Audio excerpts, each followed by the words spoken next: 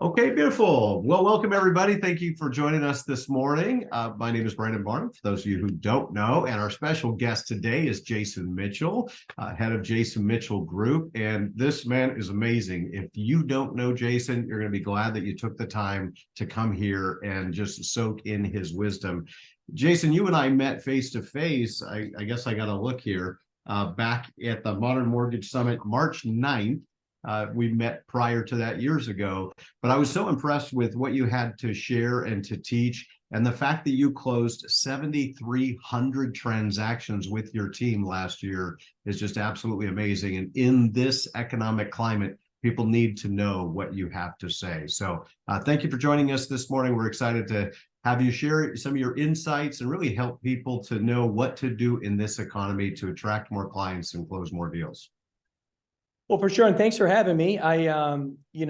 There's changing times and we're seeing that, agents need value. They need the ability to work with consumers, and the consumers are less plentiful out there.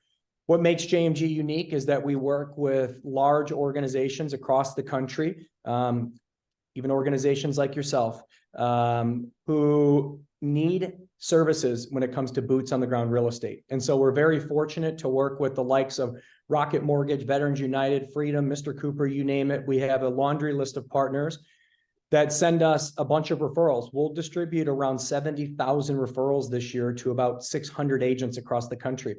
And so our agents have the ability to build their book of business because our partners provide them with these amazing referrals. And so it's a very niche-y platform that we have. But it will lead to us, even in a down year for most, we're up 28%. We'll do around 9,500 transactions is what we're pacing this year for close to $5 billion in sales. That's so impressive, brother. Well done. Well done. And, a lot of these people that are listening are not at that level. So why don't we start at the beginning? Why don't you just share quickly your story of how you got started, how it started. Obviously, how it's going is pretty awesome, but, how you got started. And if you were to do it over again in this economy, what would you be doing? Well, when I'm on stage, I get asked the question all the time of, well, that sounds easy for you to do because of what you do. And my response is always, yeah, but I didn't have this. I had to build it, and I built it from square one. And so what happened was, a long story short, I was born and raised in South Detroit. And after college, I started at Pulte Homes, new construction sales. I did very well there, and I went out west to work for Pulte here in Phoenix. I then went on my own in 2007, selling just residential real estate like any normal real estate professional. I then started a finance company, which I sold at the end of 2008, and did very well on my exit. And, come basically mid 2009, I lost everything because I bought a bunch of single family rentals, which I'll never do that again, by the way. It's not the way to make money. That's just a side note. If people want to talk about investing, it's not through single family homes, but, and not because of what I went through, just because it's not. But the reality is I put about 60 single family homes in my portfolio, and with my earnout, and all of a sudden people couldn't pay rent because Great Recession hits. And I then had to file bankruptcy and start all over again. So in 2010, I hit the pavement. I built my business on open houses, and I built my business on relationships. And in 5 years, I became the #1 real estate professional in all of Arizona. I did 160 million that year in sales, and I continued that for several years. And then I focused on building our company, which is where we are at today. And so when I say, you got to build it, I did. I built it by myself. Oh, I didn't build it by myself, but it was just me. Then I started with a buyer's agent. Then I hired another buyer's agent. Then we got an admin. So the evolution of where people want to get to, I always say, whether you're doing 5 million a year in sales, 100 million, $1 billion, I've been there. So I know the struggles that people have to get to what I call the next levels of your career. I think there's 5 levels of a real estate professional: level 1, level 2, level 3, level 4, level 5.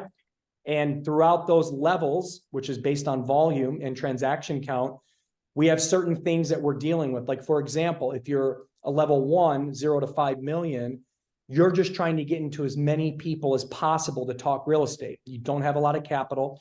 So open houses are critical to build brand awareness, to get in front of consumers. How can I work my sphere? So our church, my kids' little league team, my community. What can I do to get in front of people at low costs to do so? And then you go from 5 to 15, and that is that you're making a decent living, but you're now getting busier. So do you hire, like once you get to about 15 million, you ask yourself, should I hire an admin? I really can't afford one, but should I do it? Should I bring out a buyer's agent? And then when you go from 15 to 30 million, it's more about structure. It's more about efficiencies. And then when you get, once you hit the next level, once you hit 50 million, it's now about organization and technologies and process-driven ways, because you now have created an ability to bring in sales, and us as leaders need to make the decision. I need to go be the rainmaker and just bring in the business so I can have people work the business. See, JMG is just a big leverage play. I have 700 agents across the country, and about 600 of them receive referrals. And so on every transaction we do, our agents are closing an extra 30 deals a year at 50%. We keep the other margin. And so we've created leverage in the sense of we're going to give a lot of business out. And now we just become this, what people consider a team in their local market of 5, 10 agents. Those agents create leverage. We're just at a mass scale at this point. So all we've done was centralize our model and expand that model throughout the MSAs and states that we're in. It's the ultimate leverage play. But I am the rainmaker. So my job is to go out and get more business and maintain and grow the businesses that we have, that we do business with. I love it. I love it. And I think most people that are listening are going to be at that level 1 or level 2. And I remember we moved from Oregon to Phoenix back in 2014. And the first time I knew of you, you were sponsoring Hamilton High School football, where my son played, right? And so that's funny. Isn't that cool? So you were engaged in what we call hyper local social farming. And so most of the people here are working this local area, and that's really what we want to talk about. I think what you've done is incredible. And as I kind of looked at your business from the outside in, one of the things that seemed to really be a key factor to your success was the concierge service, and really going above and beyond to make sure that your homeowners had access to everyone that they needed. Was that true, or that's my perception? How important was that to your success? Well, listen, if the majority of people are doing between 5 and 15 million on this call, number one, get with my crew because we may have something for you. But number two, the local agent still holds true in the sense of market domination. I don't know where the people listening to this are at, but it still doesn't matter. You know that, like, for an example, in Phoenix, we have pockets, we have subdivisions, and we have communities. Wherever you live, so do you. And when you think about those, there's always 2 or 3 agents that come to mind that seem to have the dominant presence in that community. For example, in Arcadia, which is a Phoenix subdivision, Robert Jaffe is the guy. In Paradise Valley, Walt Danley and Joan Levinston are the guy and girl. And in North Scottsdale, James Wexler is the guy. And so when we start thinking about communities and subdivisions, no matter where you're located, there happens to be a handful of agents that seem to dominate that local area. And I'll be honest with you, it's actually the easiest to dominate. But what happens is we try to position ourselves too thin instead of being very, very focused on one specific area. And I coach on this and train on, I'm not a coach, I coach my agents on this. And we have a lot of coaching videos on this. But the key is when you plant your flag needs to stay planted. If you're doing an open house first you want to identify your demographic. That's where it all starts with. If you're newer in the business and you're trying to sell luxury, stop. People will see through that. If you've never sold $1 million home, stop trying to sell a $4 million home to somebody. That stuff comes. It's like bowling. Learn to pick up your spares and the strikes will eventually come. And that's the reality of people that want to be luxury. Don't label yourself as luxury. I was considered a luxury agent. I didn't consider myself luxury. People thought I was not. I'd sell a $500,000 house all day long. That was great, But the reality is when we talk about hyper local, that stuff is critical. And when I say plant your flag, and understand your demographic.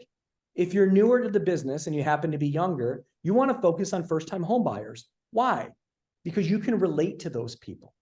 If you're in your 40s and 50s, you want to focus on move-up buyers. Why? Because you can relate to those people. If you live in a community that has a good population, you want to focus on that community because you can relate to those people. And by doing so, you can now identify where you want to work. Like I live in Phoenix, it's a big place. I can't say I want to sell in all of Phoenix because I can't get to Levine and I can't get to Goodyear. I need to focus on, do I want to sell in McCormick Ranch? Do I want to sell in North Scottsdale? Do I want to sell in PV? Do I want to sell in Chandler? The reality is once you determine who your demographic is and where you want to sell, that's the only place you need to be focusing because you can dominate an area and a community very quickly. If you haven't seen my YouTube post, I really think you should go to my YouTube channel and check it out. It's amazing, this study that was done. And this is holding true to what I'm about to tell you about dominating an area. 2 years ago, there was a market study done in California in a community. There's about 300 people that lived in this community. And so what they did is they went and they knocked on every single door in that community and they asked the homeowners, they said, who do you feel is the strongest and most known agent in your community? And they gave about five or six different real estate agents, each homeowner did. And, you know, there was about 5 to 6 that came to mind. One was more than other two, whatever. So then a month later, as a month passed, they then started marketing to the people of that community. And every single week, they sent a postcard, just sold, just listed. And then 2 months later, they went back and re-knocked the doors. And the postcard that they sent was an agent that did not exist. It was a made-up agent. It was the agent that they gave a name to and they gave a face to. 88% of the people that lived in that community said that fake agent was the most known agent in their community. And that's crazy. And that goes to show you, you can dominate very quickly. But domination has to be done in not a shotgun approach, but a very strategic approach. And it doesn't even have to cost a lot of money. Number one, your open houses are only done in the area that you want to focus on. If you do an open house, like let's say, let's just go to Phoenix, for example. If you do an open house in McCormick Ranch because you want to start doing business in McCormick Ranch, it doesn't do you any good to do that open house on that Saturday. And then on Sunday, you're now in Paradise Valley. And the reason that is this, as you start setting up your signs 4 days a week, 5 days a week, in the same neighborhood, eventually people will start equating to you as the person that is the expert of that neighborhood. And so what I did is I did want to dominate McCormick Ranch, and I did. McCormick Ranch and Scottsdale Ranch, no one sold more real estate than me for years. Because the cool thing about what happens is it starts to have this domino effect. And so what's interesting is that it didn't take long. After several months of setting my signs up, my 20 signs in intersections and busy areas and in the community, what happened was people started to come in and they started to say, oh, you're Jason Mitchell? Man, I see your signs everywhere. And you know what's interesting about that? My signs aren't everywhere. My signs are just where you are because you live here. On your way That's to so powerful. On your way to lunch, on your way back home, my signs are in a 1 square mile radius. You just happen to be in it. Because if I went to PV or Arcadia, no one would know who I was. But because I planted my flag in this community, the awareness of who I was started to play through. And then what happens is this. Then people seek to find you. So I'd be doing an open house and neighbors would come in and they would ask me, hey, when we're thinking about selling our home, we know you know this area well. They don't know that. They just see my signs every weekend or during the week. They equate me to knowing about that community because I have a presence and my presence was free. I just had to show up to the open house. And then I did a few other things. One, I stuck to doing open houses in my targeted community. That was first and foremost. Free branding and marketing with my signage. Number two, local community presence with my cards, dry cleaners, restaurants. I would go in there and I would say, look, can I put my cards in here? And if anybody refers to you, I'll do a free dry cleaning or whatever. First of all, most local businesses want to support their local entrepreneurs. So I never had a problem, but there was probably 30 or 40 spots that you could come through in McCormick Ranch or Scottsdale Ranch, and you would happen to see my card again. Then I went local paper. So the local paper is certainly a lot cheaper than the Detroit News or the Arizona, whatever. I don't even know what we got. Local is cheaper. So the back page, which cost me like $1,500 a month, I had the back page every single week that paper was delivered. There he is again.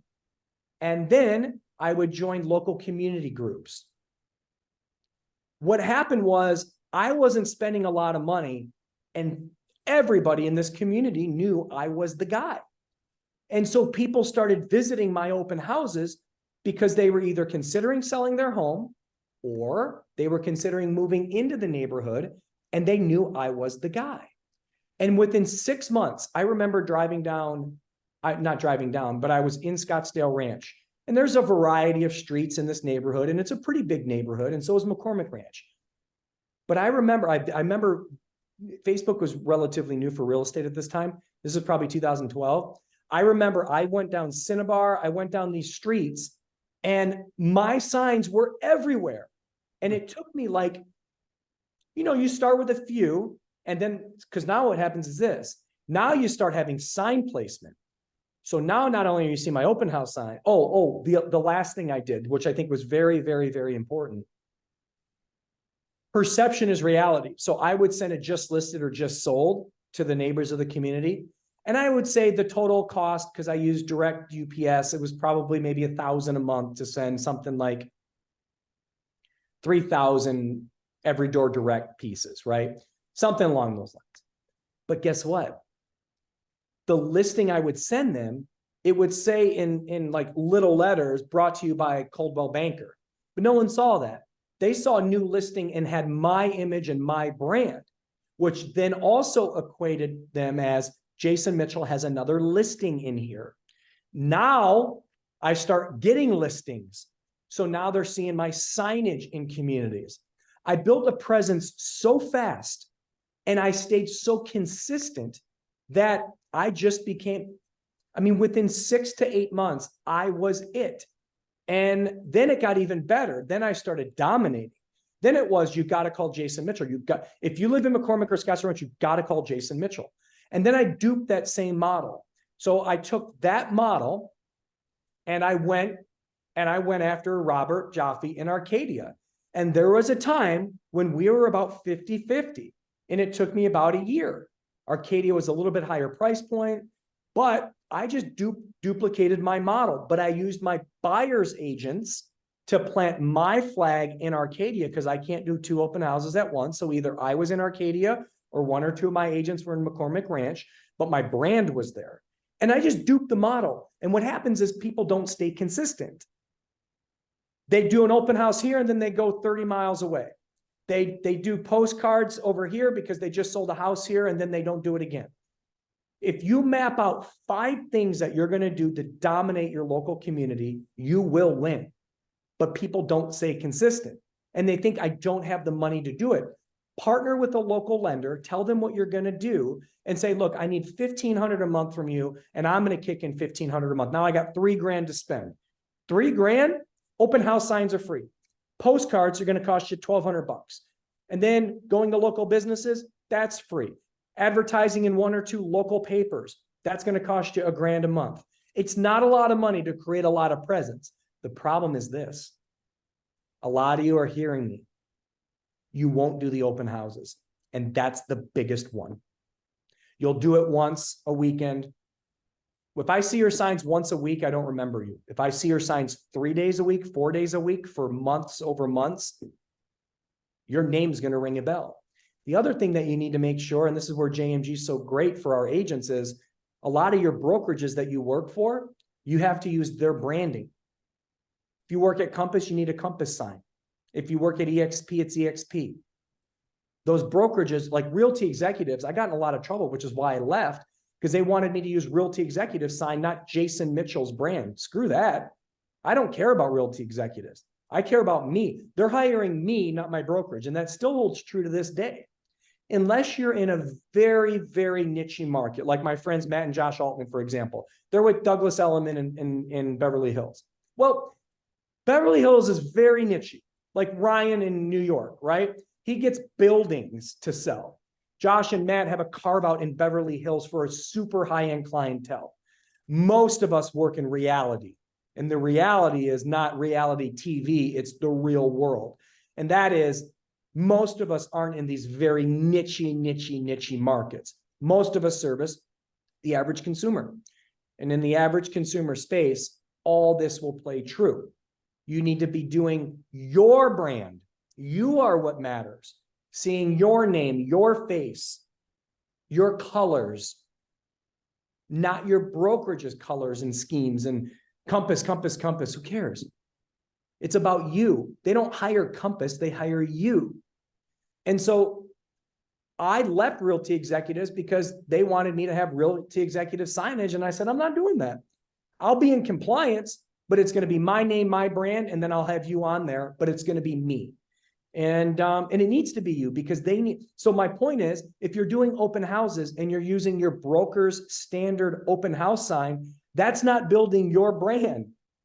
You're building Realty Executive's brand or Compass's brand or EXP's brand.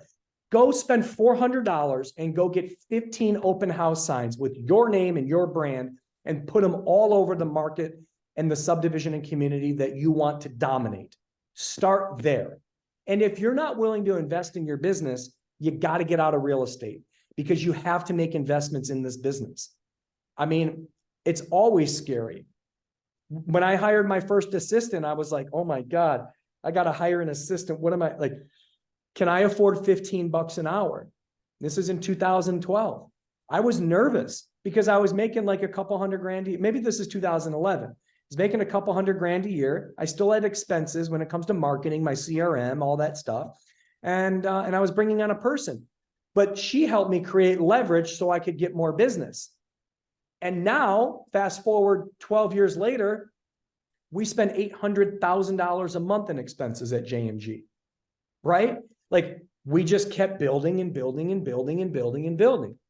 And so you don't need to worry about JMG or where we're at.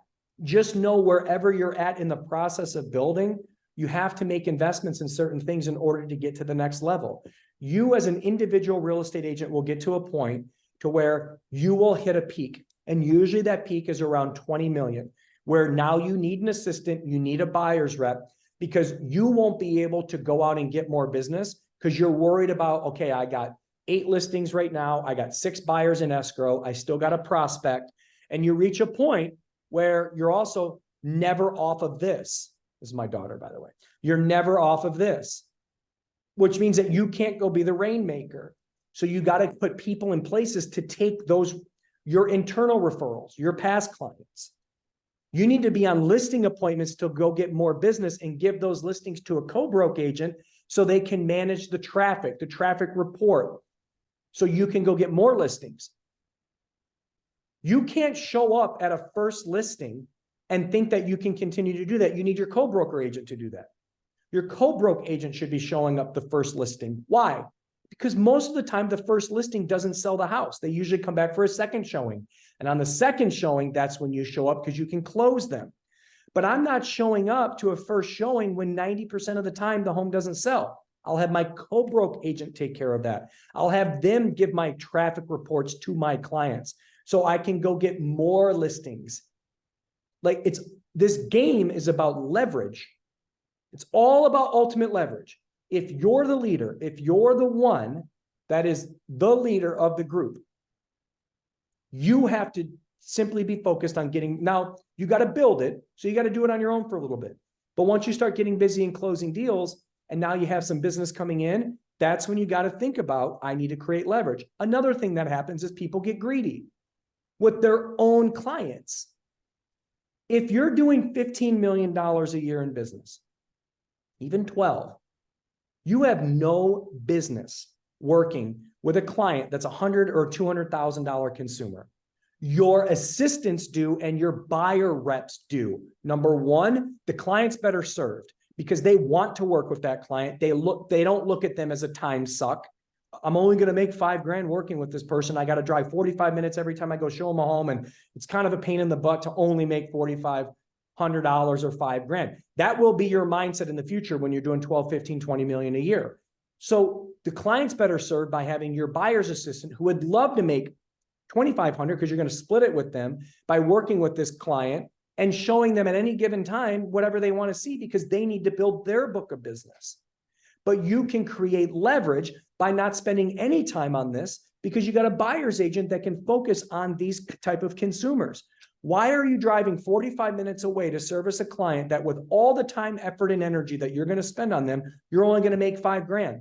Why don't you pass that to somebody that's happy to work with that client and split it 50-50? And you don't have to spend any time. That's leverage.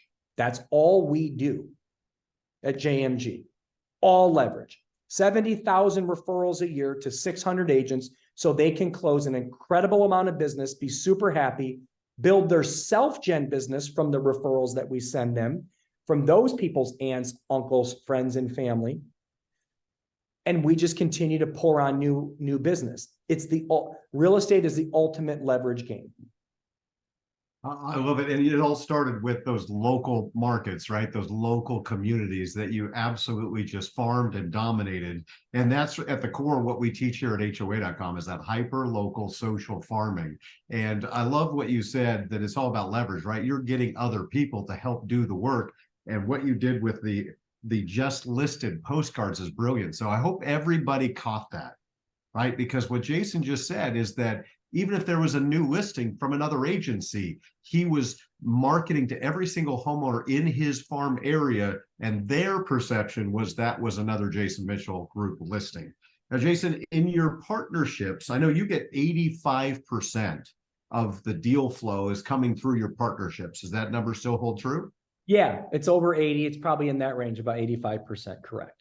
Okay, and I recognize you're at a totally different level now, but partnerships have always been important to you. What do you look for in a partner? How do you know the right partner to work with so that you've got that superior service and make sure that you've got the marketing budget that you need? Well, our partners are, major institutions at this point that are pre-qualifying thousands and thousands of consumers and then giving it to us when we need to step in and service that client. So for most of the people on this call, what I'll tell you is this. From a national perspective, we're a player now.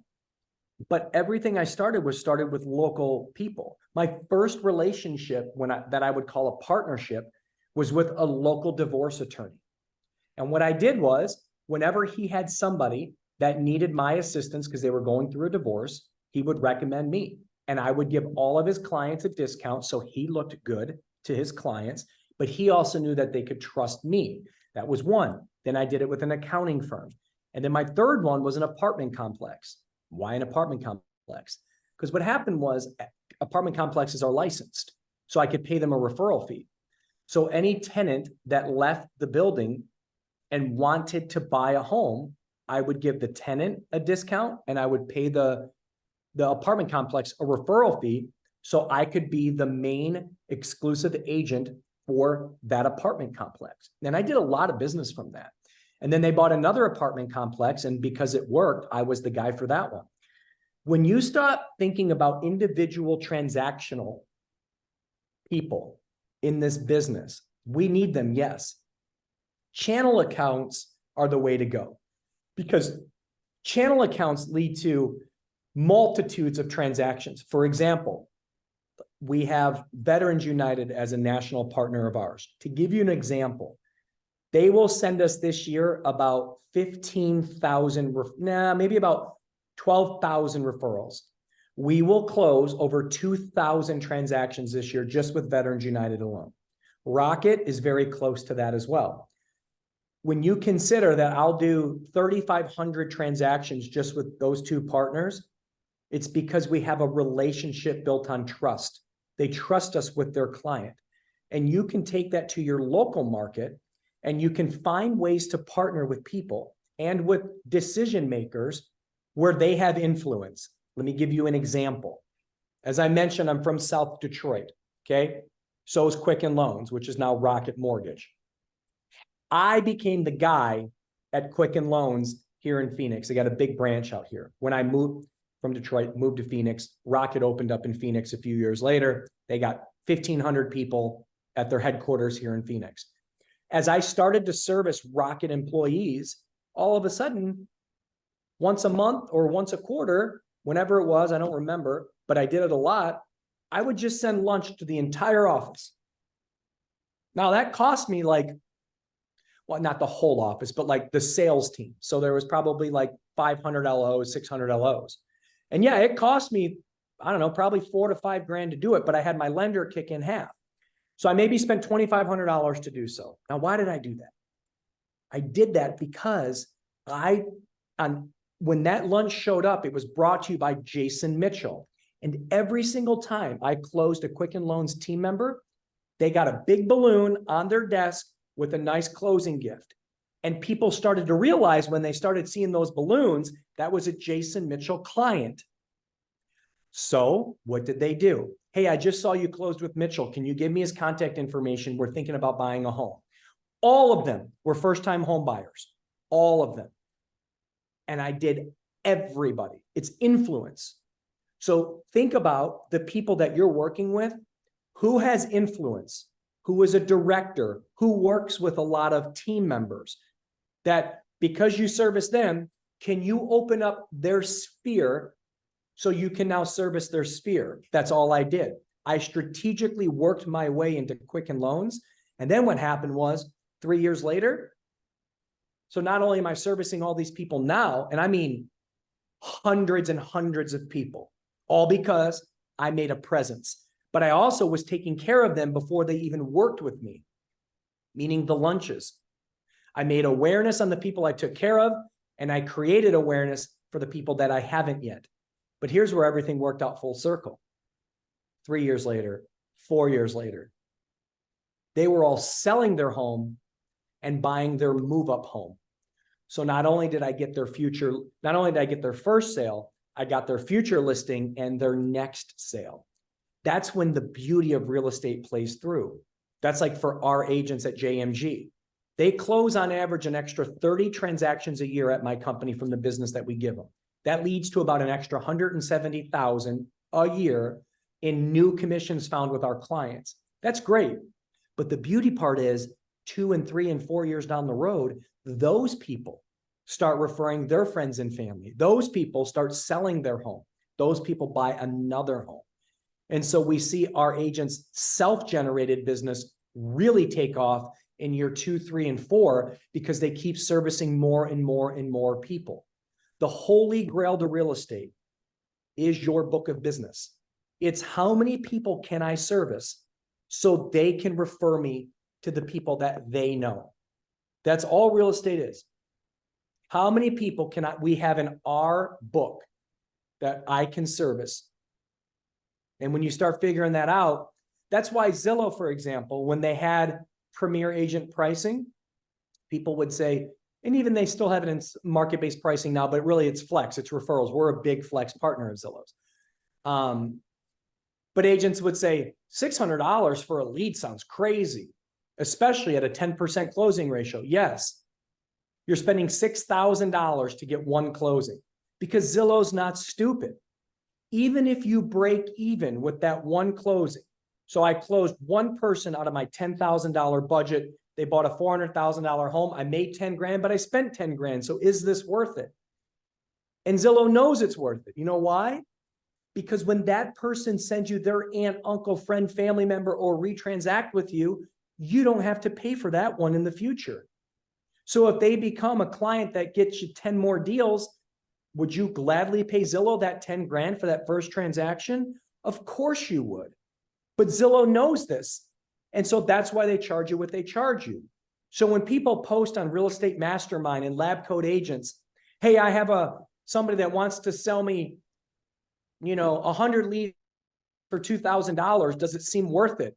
And they say they close at 10%. The reality is if they say for $2,000, you can get 200 referrals that close at 10%, I'd walk away immediately, because if they could really do that, they would charge you a hell of a lot more than $2,000. So it's kind of like what seems to be too good to be true. You got to think about it. So just be cautious with some of those things. But my point is this, going back to the point, find people that can be influential to help you grow your book of business and take advantage of the people. I would stalk people on Facebook. If I had a director or something, I would go in, or LinkedIn. LinkedIn's even better. I would go in before closing. I would go in and see who they work with. And I would start following them on LinkedIn or Facebook. And they would see this like, okay, who's this? Oh, they're mutual friends with so-and-so. I'll accept that. And as I went through 20, 30, 40 people strategically, the minute that person closed on their home, I posted a picture with that person. Thank you to the Smith family, blah, blah, blah. It wasn't about saying thank you to the Smith family. It was because I got 30 or 40 people that work with Mr. Smith or Mrs. Smith that's going to see this post. And then if they're thinking about buying or selling, they're going to ask Mr. or Mrs. Smith, hey, I saw your realtor posted your new home. Congratulations. Yeah, we're actually thinking about selling. Did you have a good experience with Jason? Yes, he was amazing. I got him. Jason, you're actually talking about farming a channel partner, essentially, right? It's kind of the same strategy that you used on a neighborhood, but you did it strategically in a company, an enterprise channel partner. Is that right? Yeah, and then I used influence from an individual to open me up to their sphere, especially if they're a person of influence. And a person of influence is somebody that works with a lot of people, somebody that manages a group of people, somebody that's a person at the church that's influential. Like, it's just about thinking, does this person know a lot of people? And if they do, I want to know those people. When we sell a house to somebody, you know how many times I've thrown a welcome, what do they call it? A housewarming party? Housewarming, yep. I don't even know how many I've thrown. And my client would always think it was about them. Oh my gosh, Jason's throwing me a house party. I would have it catered. It'd be beautiful. And I'd tell them to invite 20 or 30 people because I'm going to cater it for 20 or 30 people.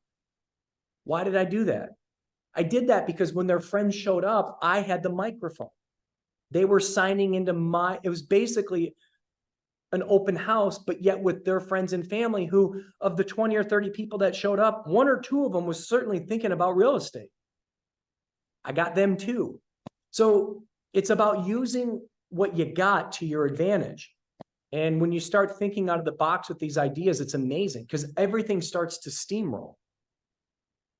You mentioned divorce attorney, and right now a lot of transactions are happening because of life events, right? Divorce, marriage, downsizing, you mentioned as well. And so how important are life events in that client journey? And are you specifically creating programs and campaigns to attract people and partners that are involved in those life cycle events?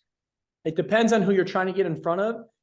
So for example, let's say that you want to focus on apartment complexes. You want to service the tenants that leave and service them as buy side, which is a big market right now. There are no move up buyers right now, given rates. First time home buyers still make sense. So if you request a meeting to meet with somebody, you better have your ducks in a row.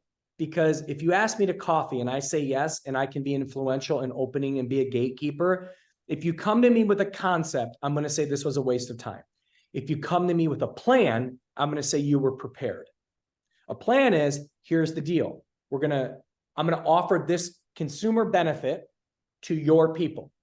This is how you're going to win. This is how they're going to win. This is how I'm going to win. And this is how I'm going to manage it. And you have it all laid out in a wireframe. And you have it strategically so you got marketing awareness. This is how we're going to make the program available to your people. This is how they're going to apply for the program on this landing page. From there, I'm going to service them. And when I close it out, I'll pay you a referral fee. They're going to get a discount at closing. And voila, there we go. But the problem is that everybody wants to have a discussion. They don't want to take the time to build the plan. Like, that's part of the deal. Because think about how many times you got called by a title company. You want to have lunch with me? No. What do you mean no? Because I know you're just going to try to get my business. I have something different and unique for you. Well, let's talk about it. What is it? Why do I need to have breakfast with you? Like, all it is a discussion. And a discussion is not going to get people to move the needle with you. All you're talking about is hearsay. If I call Brandon up and say, Brandon, this is Jason Mitchell. Who's Jason Mitchell? I'm a local real estate agent.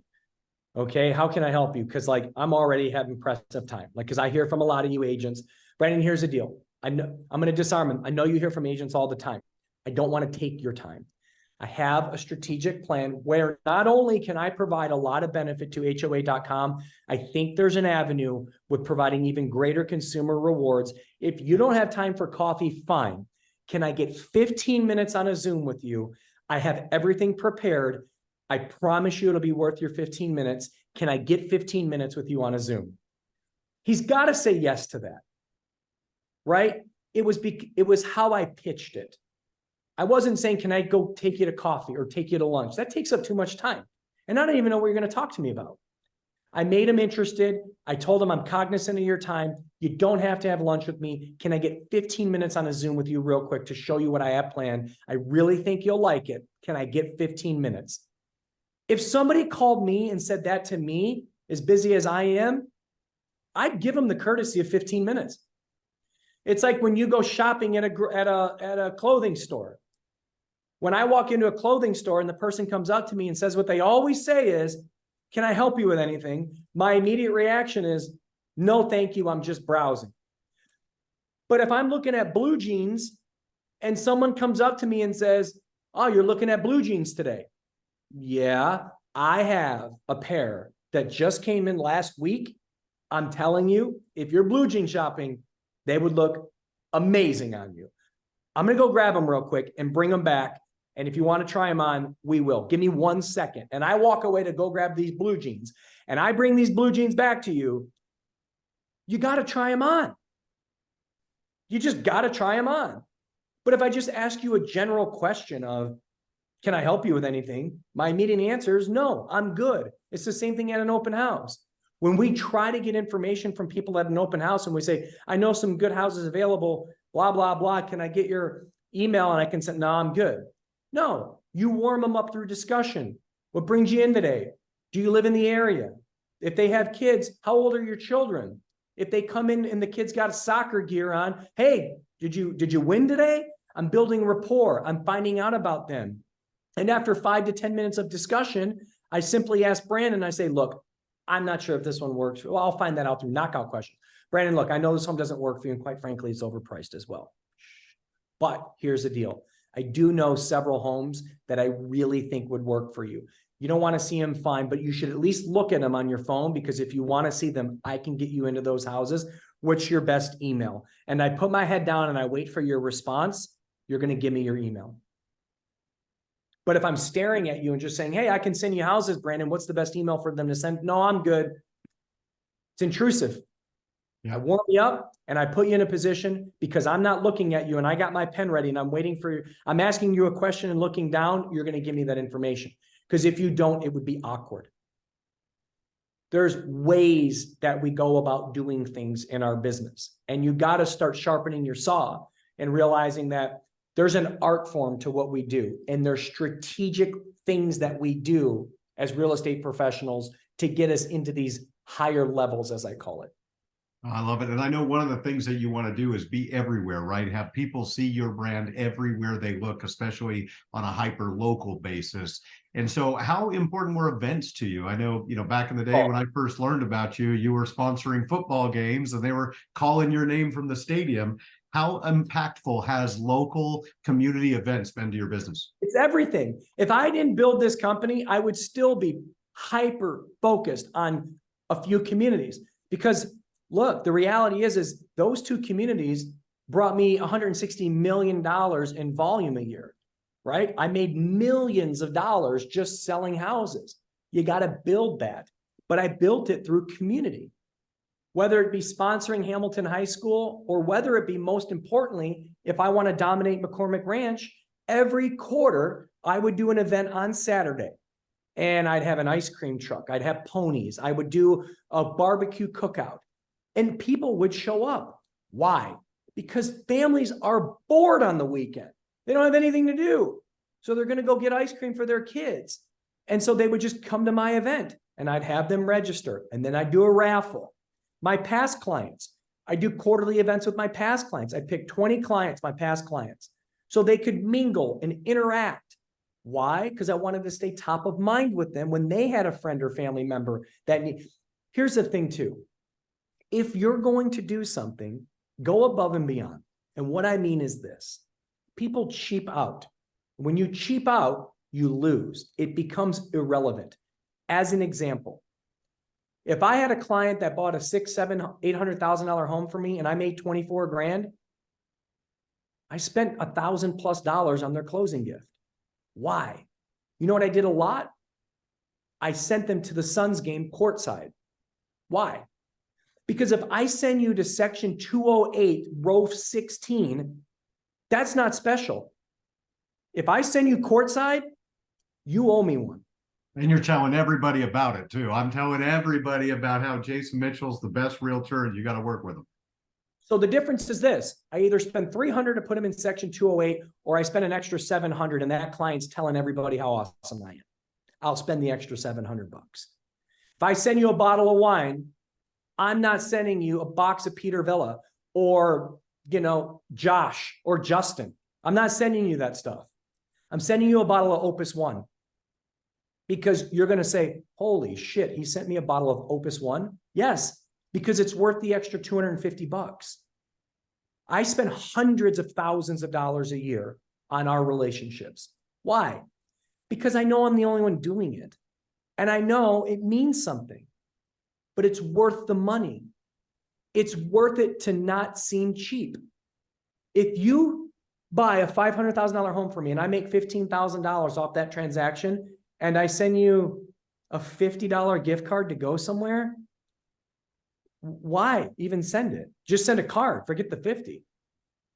Do something, especially if they're a person of influence. They're a person that works with a lot of people. I'm doing something really nice for that person. And here's the other kicker too. When you start working your way into higher price points, this is what you'll learn. $1 million buyers roll with $1 million friends. $100,000 buyers roll with $100,000 friends. Most of the time in life, demographics are hanging out with similar demographics. Like, my friends are uber successful people. Do I know people that aren't successful? Of course, we all do. Do I hang with people that aren't successful? The answer is no. So the reality is that's the reality for most. People that live in an $800,000 community don't usually hang out with people that live in a $100,000 community. It's just a matter of fact, however you want to cut it. And the people that have $4 million homes, they don't hang out with people that have $300,000 homes for the most part, okay? So the reality is, when you start picking and choosing how you want to host these events, base it on the demographic of people that you want to host it to. Because my $1 million client, I'm going to do a little bit more because he has $1 million friends. And that's just a matter of being smart. Like, I'm not sending a $100,000 client a $1,000 bottle of wine. That just doesn't make common sense. Sorry, but it just doesn't. However, big ticket items, I'm going to yield big ticket gifts and things that I'm going to do, because I know when it comes full circle. Like, for example, I had the back page and the center page of the biggest luxury magazine. I had a lot of print, but I was always front and center in the main one and on the back of the main one. And that cost me like 10 grand a month when I was doing it. But guess what? I would get a couple people a month that were buying or selling $3 and $4 million houses. One $4 million deal paid for the whole year. One. But guess what? Now I got that person in my arsenal. I have a $4 million buyer or seller that's now my client. I represented a lot of builders in town, luxury builders. So I got to work with a lot of high-end architects. These architects loved me. And so they started sending me more of their builders. And it just became this whole, I'll give you another quick example. I ended up through one of my architect friends, his name's Bing Hu, who was a big architect here in Phoenix. He introduced me to Robert Sarver, who owned the Phoenix Suns before Matt Ishbia just bought them, who I know really well too. Robert Sarver, I go to his house and he needs to sell his house.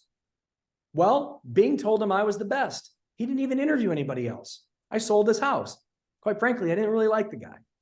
But instead of me taking a $600,000 commission, I said, hey, how about season tickets on the court with the Suns? Can I get 2 of those? And he ended up giving me 5 years, 2 seats courtside at the Suns.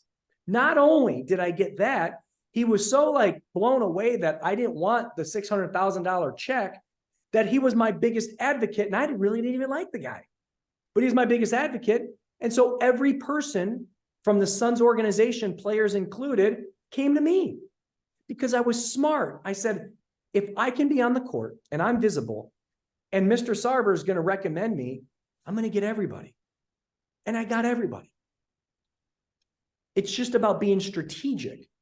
And therefore, I ended up servicing, I don't even know how many, but then it led to those guys knew people on the Cardinals. So I ended up doing like 8 or 10 of the players on the Cardinals. Then I started doing their managers. And then their managers referred people. Like the byproduct of me doing that with Sarver was a byproduct of hundreds of millions of dollars of transactions because everything comes from somewhere. And so much of it pointed to the fact that I knew Bing from one of my developers, who Bing introduced me to Sarver, who got me the courtside tickets, who introduced me to the players and staff, who led to the Cardinals, who led to some Diamondbacks players as well. Like it just steamrolled because everything is a byproduct of something. Every person that you service that walks into the door of an open house, when they start referring their friends and family, that's another domino effect of the people that they know. Every person is important. It's all connected. It's all connected. Jason, thank you so much. This has been amazing. Now, if people want to learn about you, find out how they can partner with JMG, how do they do that? The best place is, first, you can follow me on Instagram, Jason Mitchell _JMG. That's fine. But if you're interested in JMG, go to joinjmg.com. And when you go to joinjmg.com, it'll give you all the information about us, our models, everything that we got. Like I said, we're in 41 states, I think, today. Anyways, I talk a lot, but hopefully you got some value out of this. Oh, brother, you gave so many golden nuggets. Some of the things that I took away are be the rainmaker. Start looking at your business and really be the rainmaker to grow your company. And then one of your quotes, we're gonna use this. When you plant your flag, keep your flag planted. Keep working those local markets so that everybody sees you everywhere, and then influence influencers. Right? Be strategic. Look at how can you make a difference in people that influence others so that you become the only recommendation that they make. Jason, this was absolute gold. Thank you for your time. We're so excited to be in partnership with you and JMG, and we look forward to doing a ton of business with you over the years to come. Thanks, guys. Thank you so much. Thanks, everyone. Have a great day.